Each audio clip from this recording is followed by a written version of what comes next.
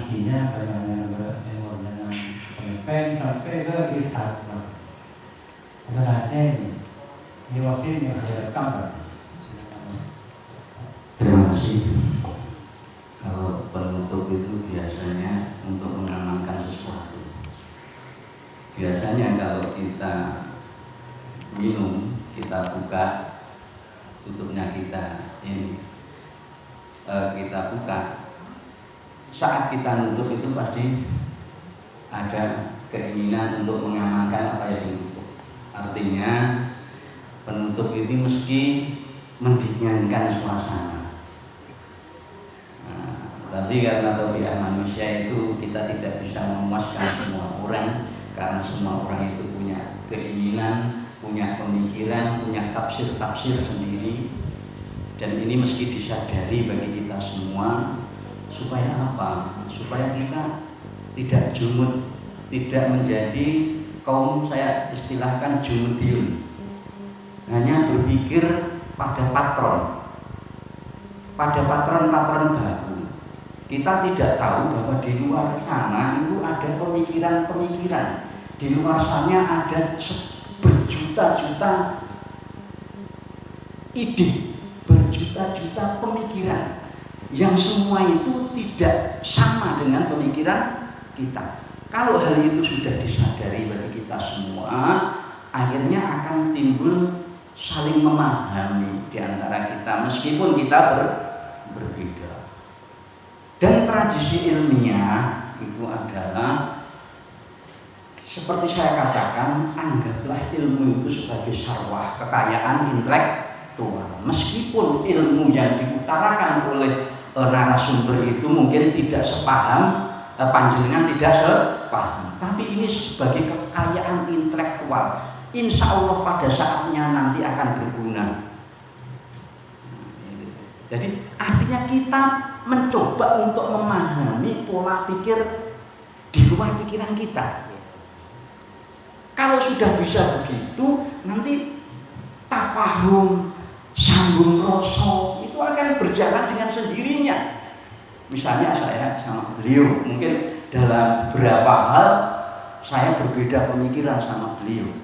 Tapi dalam titik-titik tertentu saya sama beliau. Saya juga pejuang Wali Songo. Saya bahkan Laskar Mataram, kalau sampean lihat di video-video YouTube saya, mesti saya panjenengan akan ngamuk pada saya. Karena saya itu termasuk orang yang keras di dalam hal, karena saya Laskar. Kalau saya Laskar, orang pasti akan paham. Misalnya saya ngomel-ngomel sama PBNU, saya marah-marah sama Kiai Khalil Stakuf, saya pantas karena saya Laskar, saya orang kampung. Orang kampung itu kalau suul adab masih maklumi. Tapi orang-orang yang kelasnya seperti beliau atau kelas kok suul adab kan orang akan langsung menilai, itu katanya orang alim kok adabnya seperti itu. Awam tidak bisa menerima. Tapi kalau yang suul adab saya Laskar, Panglima Laskar, orang kampung, Bedui. Bedui itu makhluk yang paling menyenangkan Rasulullah. Walaupun kelakuannya kadang menjengkelkan ini. Benar tak? Orang kampung itu menyenangkan sekali. Sampai Rasulullah kisah Luqman itu, senanglah Rasulullah dengan hiburan orang-orang Bedui yang pada pemikirannya sebenarnya lucu. Logika-logika orang awam itu lucu. Untuk tahu Allah itu orang awam ditanya, bagaimana kamu kok tahu Allah? Saya pinjam analoginya Gus Pak. Kalau ada taek sapi pasti ada sapinya. Itu orang kampung. Logika untuk menerima Tuhan. Kalau ada ciptaannya, ada kita, pasti ada yang menciptakan. Tapi orang kampung tidak berbahasa tauhid seperti orang pondok dengan takrif yang bulet-bulet itu. Bahasa orang kampung Bedui seperti saya ini gampang. Kalau ada taek pasti ada yang naik. Kalau ada sapi ada taek sapi pasta ada sapinya. Itu logika Bedui. Walaupun mungkin agak kasar, suul adab itu, tapi gampang dicerna oleh pemikiran orang awam. Jadi kalau misalnya saya di YouTube mengkritik PBNU, mengkritik, ya saya karena memposisikan diri sebagai Bedui. Ya. Jadi jenengan buka, ketik di YouTube Mbah Ukit, saya yang di Solo Raya dulu menggegerkan soal urusan nasab ini, dan dari Solo Raya yang dari angan-angan, bermula dari angan-angan, itu sekarang sudah menjadi real kenyataan, sudah menjadi kebijaksanaan resmi NU Solo Raya, bahwa di NU Solo Raya sudah ada beberapa PC yang menafikan nasab Bahabae. Kalau Wasli Songo jelas saya belum, mungkin tidak ada restu dari, kemarin saya ketemu Kiai Hanan, Yai saya itu di Karanganyar sudah mendirikan naat kayak, walaupun mungkin saya belum pernah isbat, kalau belum, tapi karena giroh semangatnya saat itu untuk membangkitkan giroh Wali Songo, saya bikin naat di Karanganyar. Dan anggotanya banyak, padahal tidak ada satupun di dalamnya ahli nasab. Lucu nggak? Inilah orang Bedui, menangkap girohnya, bukan ruhul itunya, bukan tag hitam putihnya, tapi yang ditangkap oleh Bedui itu girohnya, giroh naatnya ini. Seperti yang belum ke tokoh naat, kemarin begitu saya ketemu sama Kiai Hanan, mohon maaf ya, saya sudah mendirikan naat tanpa konfirmasi, tapi kita hanya menangkap giroh, sama semacam saya itu Las Panglima Laskar Mataram, itu bukan saya kok pengen mendirikan Mataram, itu bukan, karena saya ingin mengambil giroh daripada Mataram. Misalnya supporter sepak bola ada kan Laskar Mataram, kalau gini Laskar Senopati, atau bahkan merek dealer itu ada dealer Mataram Jaya, bukan berarti mengkup daripada Mataram itu kan, atau dealer Wali Songo atau pondok Wali Songo, kan ingin menangkap giroh daripada Wali Songo itu. Nah ini, jadi kalau soal habaib mohon terus terang saya berbeda sikap sama beliau, tapi karena kita berpatokan ilmu saling memahami, dan saya mendukung perjuangan beliau karena saya itu termasuk penggerak daripada ininya Gus Abbas, perjuangan PBI, dan nanti saya jam 9 malam mesti meluncur ke Jakarta karena ada mukernas PBI, perjuangan Wali Songo, karena kita punya leluhur. Saya kasih logika yang sedikit, saya tidak akan bicara soal Habib. Saya hanya ingin membuka wacana pemikiran kita yang sederhana. Kita punya leluhur kita yang kita sudah subur wal istiqamah, yang menebarkan agama Islam di Nusantara ini adalah Wali Songo. Itu leluhur, baik leluhur ideologi, bahkan mungkin leluhur biologi. Betul enggak? Ideologi keislaman kita itu bersumber dari leluhur kita Wali Songo. Tapi secara biologi faktanya kiai-kiai kita, terutama yang ada di dalam jajaran Nahdlatul Ulama, secara biologi adalah dzurriyyah Wali Songo, yang tidak bisa diragukan lagi. Misalnya sampai berani meragukan nasabnya Mbak Hasyim Asy'ari bahwa beliau keturunan Wali Songo, sampai berani menafikan nasabnya Mbah Yai Ahmad Dahlan, nggak berani, walaupun Mbah Ahmad Dahlan berbeda pemikiran sama Mbah Hasyim Asy'ari, ketemu di titik yang sama, siapa? Wali Songo. Maka konsep beliau Kaspuan ini adalah sumber pemersatu. Kalau dalam ini, setiap tempat itu harus ada marja, seseorang yang menjadi hakam, yang meluluh semua perbedaan, dan itu perlu orang yang mempunyai haibah. Dulu kemarin itu, jadi harus ada antara haibah gampangane bicaranya, dawuhnya itu didengar oleh umat, menjadi rujukan, menjadi marjak bagi umat. Itu perlu kesatuan seperti itu. Jadi perbedaan-perbedaan di dalam konteks Wali Songo ini, misalnya perbedaan Kiai Haji Ahmad Dahlan, perbedaan sama Kiai Hasyim Ari bisa disamakan, ketemu dalam titik yang sama, yaitu Duriya Wali. Kenapa kita kalau sama-sama Duriya kere-keran? Malulah kita. Ternyata kita saudara ya. Walaupun sampean kunut, saya tidak, tetapi ternyata mbak kita sama. Ini tradisi Nusantara yang asli. Meskipun berbeda, itu masih bisa bersaudara.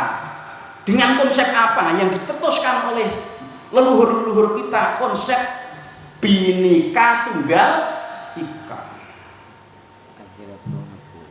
Ini konsep yang diciptakan oleh leluhur kita. Sementara kita lupa dengan ajaran leluhur kita, bahkan kita menafikan leluhur kita, tradisi-tradisi yang diciptakan leluhur kita lupakan, kita nguri-nguri menghidupkan tradisi leluhurnya orang lain. Logis enggak? Sampean punya mbak, sampean punya buyut, sampean punya canggah, punya wareng, punya jalur biologis. Tapi sementara ini tidak kita pelihara, kita doa. Kalau tawasul kita tidak ilah hadrati mbah kita titit sampai naik, tapi kita justru ilah hadratinya ke leluhur orang lain. Logis enggak? Nanti yang terima pahala itu leluhur kita atau leluhur yang kita puja-puja? Padahal yang kita puja-puja itu bukan leluhur kita. Logis ya? Sementara leluhur kita saat kita tawasul tidak pernah kita sebut. Kita justru nyebut tawasul kepada leluhur orang lain. Terus terang saja, misalnya sering kita tawasul dalam segala, bahkan sekarang Syekh Abdul Qadir Jailani sudah tergeser makomnya. Oleh siapa? Pakai muqaddam. Pada siapa pakai muqaddam itu? Leluhurnya siapa? Saya mau tanya. Dan siapa Syekh Abdul Qadir Jailani? Siapa Syekh Abdul Qadir Jailani? Dan siapa Syekh Abdul Qadir? Ini leluhurnya siapa? Wali Songo itu leluhurnya siapa? Ini kita meski ada orang yang dunung itu menempatkan posisi pada tempatnya, itu fungsinya beliau yang menunjukkan ini loh tempatmu di sini, ini loh tempatmu di sini, kamu itu tepatnya di sini, jangan bertempat di sini, ini tempatnya orang lain. Kebanyakan dari kita itu menempati tempatnya orang lain, menempati makom yang bukan makom kita. Ini yang jadi problema. Ini saya hanya membuka wawasan pemikiran global, saya tidak akan nyinggung soal masa batin. Kalau sampean pengen itu lihat channel YouTube saya, Laskar Mataram Raya, atau ketik Mbah Ukit, karena yang mengunggah video saya itu bukan channel saya saja, banyak channel yang mengunggah video saya. Sama Kiai Hanan itu juga memantau. Saling memantau, saling lihat-lihatan di dalam YouTube itu. Saya juga mendengarkan apa statementnya Kiai Hanan, Kiai Nurhidayah. Saya juga mendengar statement-statement dari kemarin yang konflik di Wali Songo Sunan Ampel itu kita pantau dan menjadi keprihatinan kita.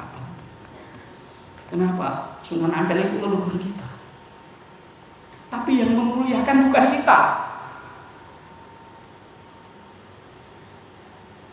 Sunan Ampel itu leluhur kita, tapi yang mendoakan, membacakan tahlilnya bukan kita, orang lain yang sama sekali nasabnya secara ilmiah. Seperti yang beliau katakan, kita tidak ada urusan meri atau apa, kita rasanya malu sama leluhur kita. Kita tidak meluhurkan leluhur kita, sementara orang lain yang justru meluhurkan leluhur kita. Ini yang kita malu kepada leluhur kita.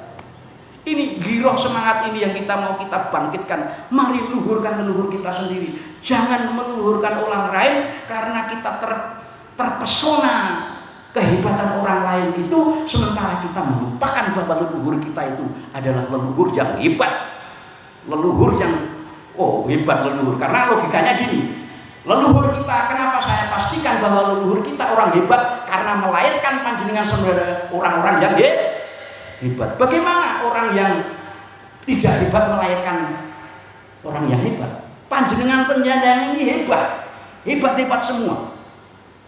Yang dulunya dari bapak seorang petani di Raga Desa bisa jadi insinyur, bisa jadi ini, bisa jadi itu. Berkat jasa siapa? Orang tua kita, leluhur kita. Sementara kita selama ini asyik mengurusi leluhur orang lain. Ini yang menjadi prihatinan kita, bukan soal kita meri, Habib jobnya banyak, kalau sekali manggung 80 juta. Bukan soal itu. Itu terlalu kecil. Tapi kami ingin mendudukkan permasalahan pada tempatnya, ingin mengajak kepada kita semua, mari kita luhurkan leluhur kita. Kalau leluhurkan orang lain itu apakah boleh? Boleh secara syariat. Kita ziarah kepada makam orang lain itu boleh enggak? Boleh kan? Kita mendoakan leluhur orang lain itu boleh enggak? Boleh. Karena apa? Itu al-khair, kebaikan secara umum. Kita diwajibkan saling mendoakan lil mu'minina wal mu'minat wal muslimina wal muslimat al-ahya'i minhum wal amwat. Asal muslim, Habib muslim, siapapun yang muslim masuk kepada ranah kita doakan. Tapi bukan maksud meluhurkan mereka, tapi kewajiban syariat kita untuk mendoakan saudara kita yang muslim. Saat kita ziarah ke orang mungkin yang kita tidak kenal, kita husnudon saja bahwa beliau orang muslim, kita mendoakan. Tapi kalau kita ziarah kepada leluhur kita, niatnya kebaktian kita kepada leluhur kita. Karena yang kita datangi ada dari unsur biologi kita. Bahkan ada unsur biologi sekaligus leluhur ideologi, ada juga leluhur ideologi tapi bukan biologi. Bisa juga biologi tapi bukan ideologi. Banyak kiai yang tidak, gus-gus yang tidak nurut sama datuknya. Banyak. Fikih saja gitu. Imam Syafi'i berbeda dengan Imam Malik. Pada Imam Malik gurunya, apakah Imam Malik merasa tersaingi oleh Imam Syafi'i? Justru Imam Malik kan bangga, saya punya murid hebat. Inilah cakrawala pemikiran yang keluar dari pemikiran Jumuddiyun, tapi pemikiran konservatif, moderat. Inilah pemikiran Nahdlatul Ulama. Demikian saja. Sekali lagi, bukan kita ngurus soal nasab ini untuk gagah-gagahan, atau istilahnya kalau kita suudon bahwa itu dajjal, kita mau menumbangkan dajjal itu, tapi sementara kita ini jadi dajjal penggantinya. Paham enggak? Mereka bangga dengan nasabnya, tapi begitu kita masuk ke ketahuan bahwa kita Duriyah Wali Songo, kita jadi dajjal yang baru.